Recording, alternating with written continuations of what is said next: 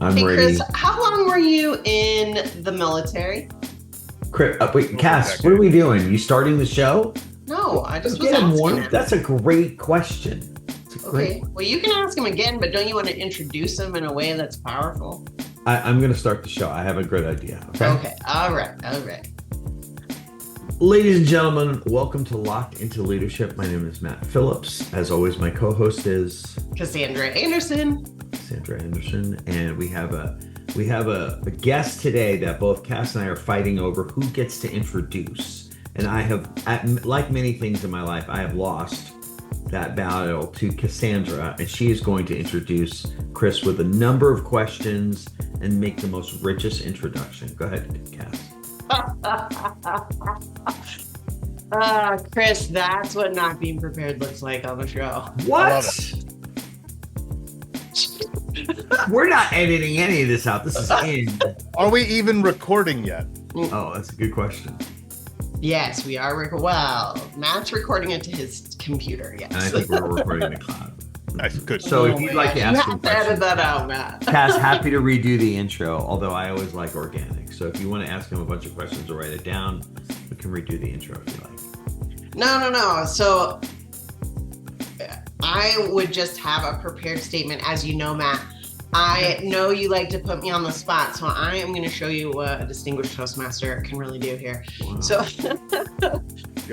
Keep it all in, dude. I've had the opportunity and really the privilege of working with Chris DuPre these last 11 months. He is a founder and leader of Questions First. Chris is a devoted sales trainer, but in a way that pushes the boundary of what you think you know so that you come away with a true direction that's beneficial to both the clients and you. So he loves to push the envelope in a way that makes you better. He's a veteran and spent a number of years in the military and is amazing. So it's my privilege personally to introduce Chris DuPre. Very nice. Very nice. Now, not to one-up you, but I'm going to throw my intro in, which is much differently than yours. It goes like this. Chris is a guy I know, but he has been a coach of mine for many years. He's been the longest coach at Intelligent Technical Solutions where I work for longer than I've ever seen any coach survive. And he hyper focuses on getting into the very nature of why buyers make decisions. And I'll say that his coaching style is mutually beneficial to both the client that's buying and the salesperson, which salespeople get a bad name for being salespeople. So we'll say great communication so that the person communicating can get to the root cause of why the person wants to buy. And the person wants to buy also wants to get to the root cause. So with that said, we'll do a little round of applause. Very nice. Very nice.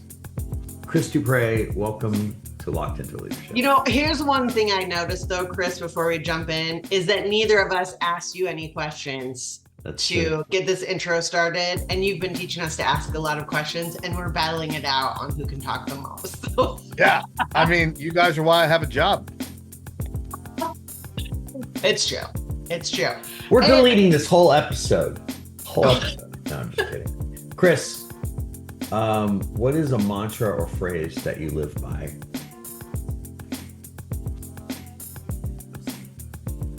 So I think frankly, I don't live by any mantras, right? But if I had to tell you that there is a professional thing, I would say it's that salespeople don't sell the thing, they help people make the right buying decision. Leaders shouldn't tell people what to do, they should help them figure it out themselves, right? Yeah. So it's this idea of how do we as leader or a salesperson actually help the other person versus talk at the other person. Incredible. Like we just did. I mean, you know, intros are intros, right? Like they're awkward for all parties. But it serves its purpose and it did what it needed to do. So, Chris, let me ask you a follow-up question. I want to be careful because I've been coached by you for so long that I don't get into the lingo without explaining it to people that are watching. But what we did was what we would call a wobbly, at best, Vanguard, right? I mean, may not even call it a Vanguard because we didn't set a lot of terms. But can you define in your world what a Vanguard is? Yeah. So the simplest way to talk about it is the idea that we actually think through what could potentially go wrong in a conversation or an interaction, and we get ahead of it. Right? So it is, how do we set conditions to have the communication that needs to be had? Because when we engage with somebody, the easiest is like a feedback conversation. But since we frame this from sales, let's talk about sales. Especially in the world of B2B sales, most buyers come in going, is this going to waste my time? Are they going to just pitch at me? And like, do they even care what I have to say? Well, a Vanguard needs to address those three things, or you're going to have a buyer that tries to take over. You're going to have a buyer that puts up their defenses and doesn't tell you anything. And if you don't get anything from them, and they're just sort of not there, you end up sending out proposal after proposal and hearing crickets the whole time. Yeah. So Vanguards are used at the beginning. They're used throughout too, because as we're talking, something might come up and I've got to be thinking about, well, where could they slide out of the conversation? So how do I address it to keep them interested? How do I keep them in, moving towards whatever that shared goal that we've set is? Yeah, speaking of shared goals, I think one of the things that you teach is like you teach a method or a methodology, but not for the sake of the methodology. One of the things I've really appreciated about learning from you is you are all about people being authentically who they are and sincere with the clients. Right? So that didn't come from nowhere, authentic and sincere, Chris. What was a defining moment in your journey? The biggest defining moment, like the number one, and we might have to go with the version 2 as well, but we got to start with this. So it is 2012, it's Afghanistan. I am then Captain Duprey, and I'm the Deputy Plans Officer for 1st Brigade of the 82nd Airborne Division. And my boss, the plans officer, now Colonel Adam Barlow, then Major Adam Barlow, he was sitting me down. I was about to take company command. I was a few months out from taking company command, which is like the height of, especially as an infantry officer, that's like the thing that you like, that's not just the checkbox, that's like the first real goal, right?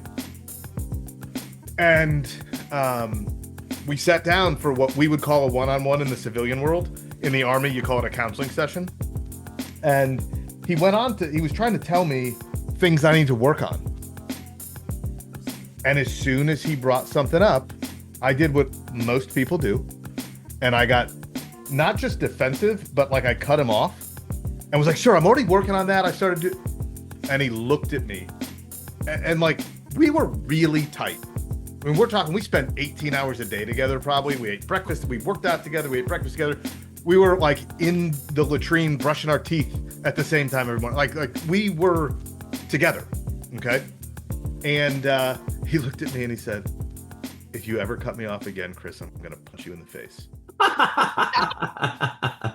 and I remember in that instant just being like, holy smokes, who do I think I am? Cutting off this dude who's literally trying to help me do the only thing I've ever set as a goal. Yeah.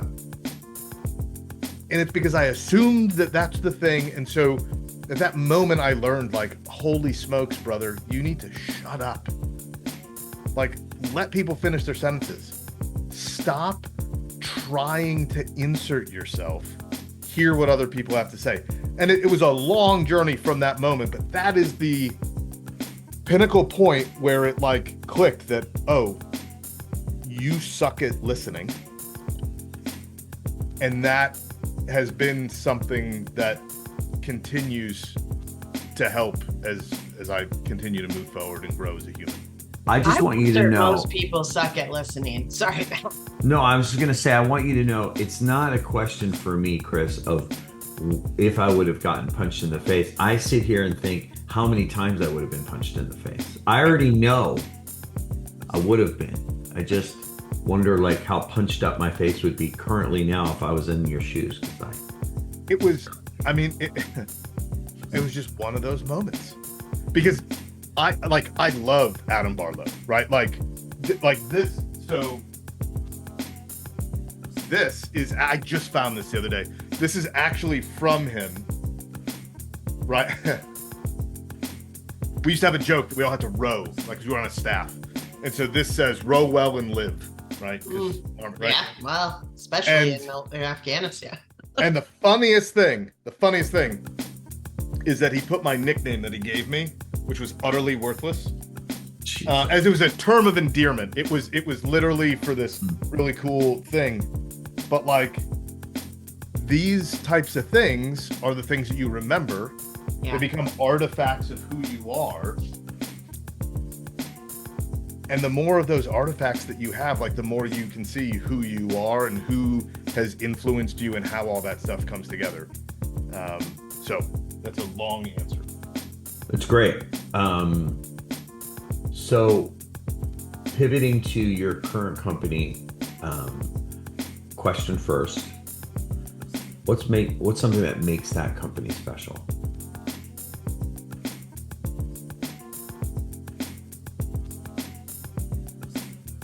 I think it's funny. If you had asked me 6 months ago, I'd probably say something different. I think it's that we genuinely exist to help bring people into conversation. I think that there's a huge problem in the world where too often, whether it's business leaders, civic leaders, whomever, that get defensive and try to push people away. But when you think about the work that the Question First group is trying to do, whether it's in sales or leadership, it's about bringing people into conversation. You can't say, like, can you sell something without bringing somebody to conversation? Sure. But it's going to be the cheapest. It's going to be like, it's just going to be a quick thing. You can't lead somebody if you don't, like, yeah, you can get them to go do the thing, but at best they're going to be compliant. But if you want somebody to be committed, to actually care about what the heck you're doing, if you don't know how to draw them into conversation and dialogue with you, you have no luck. If you're trying to go meet somebody, you can talk at them and maybe have a transactional engagement, or you can bring them into dialogue and actually start something. And so I think that's the thing that is special, because it's not, Cass, as you said, it's not like, it's not like the fat pill. Like it's not about like, here's a one-liner to get you the deal. No, it's like, here's the vegetables, protein, and gym membership so that you can build a real relationship and understanding, and actually, if they need something and if you have the right thing for them, then y'all come together and do the thing. I agree. It's interesting. Let me steal an analogy from somebody, I can't even remember who, but telling someone that you're going to punch them in the face if they interrupt you again, right? That's a pain meds, right? It's important. You got to have them when you're in trouble, right? It's the pain med. Questions first, and your approach to no assumptions, question-based leadership, that's the vitamin.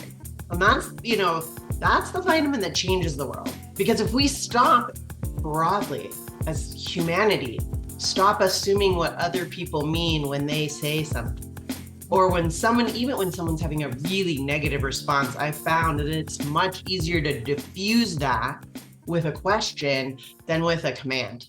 That's right. Because you're drawing them into conversation when the question is asked genuinely, authentically, not as a gotcha, but as some version of, tell me more about that. Help me understand you. Yeah.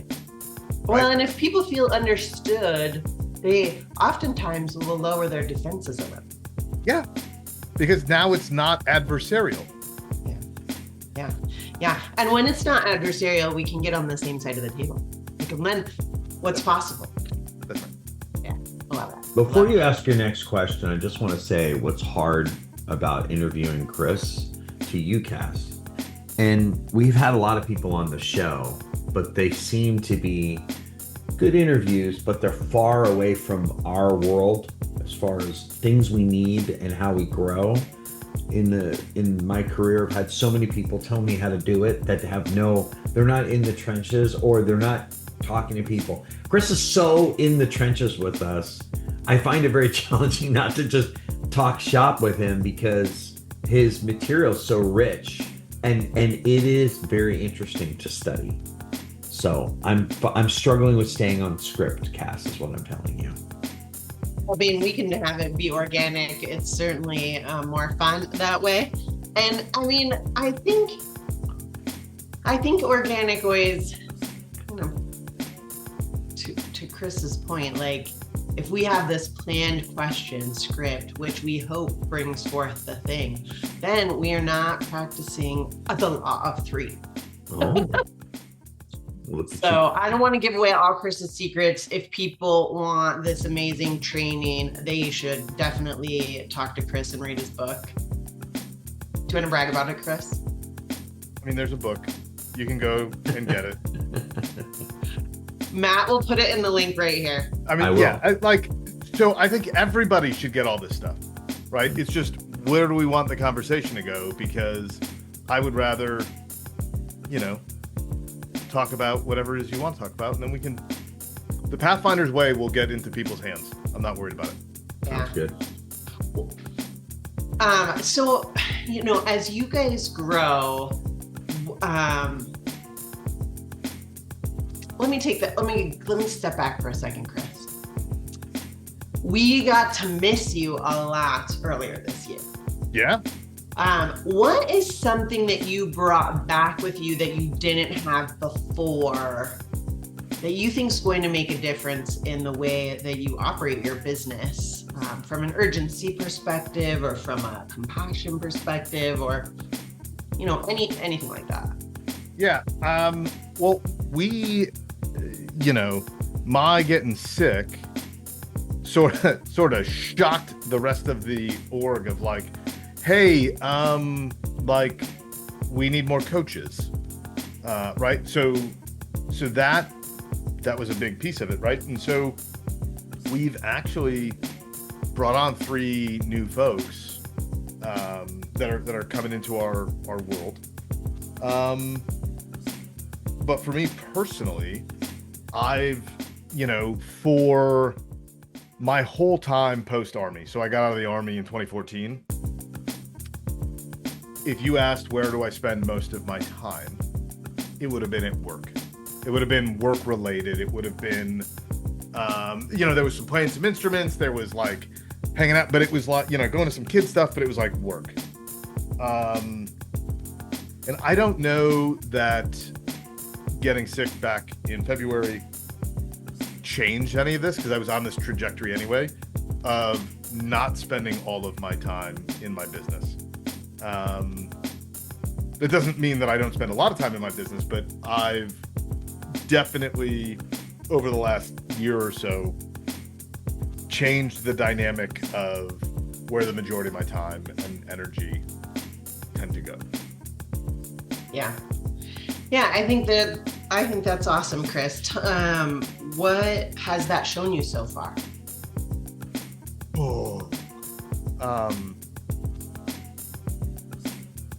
I think it's actually shown the depth of the Pathfinder's way, right? So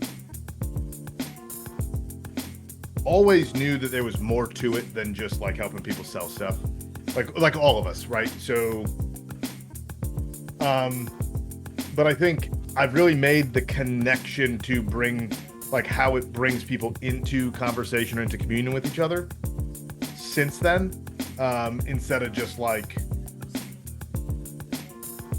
a tool to navigate a tough conversation. It's like, no. This is actually like applies everywhere and applies in things that matter most. So I'm just Yeah. gonna give you my impression of you getting sick in February. You got sick, and everybody went, ooh, and then you were like back in 2 weeks. And I want you to know, in a as skeptical and caring way, I was like, he should not be back in 2 weeks. And you're like, I'm back. And I was like, we'll see how this plays out. And then I saw you the next week. You're like, I'm back. And I was like, we'll see. And then eventually I stopped saying to myself, we'll see how this plays out. And to that point, I literally saw you come in today. Here we are, like months later, not years. And I thought, man, he looks really good. He really did. He really looks good. So that's the truth. Okay. So what is the hardest thing that people struggle with adapting your methodology? You know, when you lay it out, Questions you go, first. what's that? Well, The questions first approach. Yeah, the Well, question, I mean, like, just ask questions. Well, the hardest thing is that, you know, we hear, so it's I mean, you two know this because I've told you this. You hear something that, like, you've been trained in the past to go, oh, this is where I deliver my value prop, or this is where I say we can do that. And so you stop doing what works, which is getting the other party to talk and tell you things, and you go and talk at them before you've actually got to the root cause of something. Yeah. So the hardest thing is people having tactical patience, remembering that slow is smooth and smooth is fast. And what that means is the more that we learn, the more that we ask, the more that we uncover, the faster we'll be able to move later. And so lots of people think that nobody's going to sit and talk to me for 15 minutes while I'm just asking them questions. Like, yes, they will. If your questions are progressing them towards discovering something, if your questions are progressing them towards a shared outcome that you're there to talk about, they'll sit there with you. And so we get impatient. And so when you go to, like, what are the skills? The skills are patience. The skills are listening. The skills are being able to handle a small moment of silence instead of filling it with our yapper. Yeah. I think that one nuance that this is my follow-up question, Cass. I think one nuance that gets glossed over when you train is you have a lot of charm, and I keep saying the word nuance, I don't know another word. You have a lot of subtle mechanisms to build enough rapport and trust to ask very hard questions or just continue to go down. And I don't know if it's, for me when I do it, I don't know if it's impatience. I know I'm a chatty guy, my yapper, but part of me thinks I just don't want to come across like I'm grilling somebody. However, when you take the role play on, you've got a very good sense of how to, like, I've seen you do it. Like, I'll do my Chris DuPre. Hey, brother, I'm going to ask you questions. And I'm going to, we're going to come to, all right, brother, are we good? And I'm like, yeah, that's pretty good. It's not my style, but I think that, like, that's another layer of what you teach is how to ask questions, but also not lose rapport. Yeah, well, it's about being who you are. So you've met me professional coach style, Sure. and then you've met me after a workshop having dinner. Right. Is there much difference? No. No. Right? Like, I might not be as loud, but it's the same thing. It's And the that's- what you see is what you get approach, right? Like, Yeah. Well, and here's the other thing is, I think as communicators, as salespeople, as leaders, we also have to be willing to accept the fact that we might not be for everybody. Yeah. Some people don't like me. Guess what? Don't care. Well, when you ask questions in a way that's authentic and for their benefit, I think the majority of people, regardless of personality style, would get to a place where they feel heard. And it's harder. I'll use the word hate, but I don't mean it in the way that truly hate. But it's harder to hate someone if they're listening to you and if they're asking the follow-up question that you actually want. Like they're bringing you somewhere that you want to go. Right. And so it's hard to hate that person, right? Yeah, I mean, the thing that frustrates, especially if we're talking about sales, is when you give this elaborate answer that isn't the full thing, and then somebody goes, okay, great, and now what about this? And you're like, I definitely didn't give you everything that you need. Right. Like, why aren't you asking me to explain this to you? Like,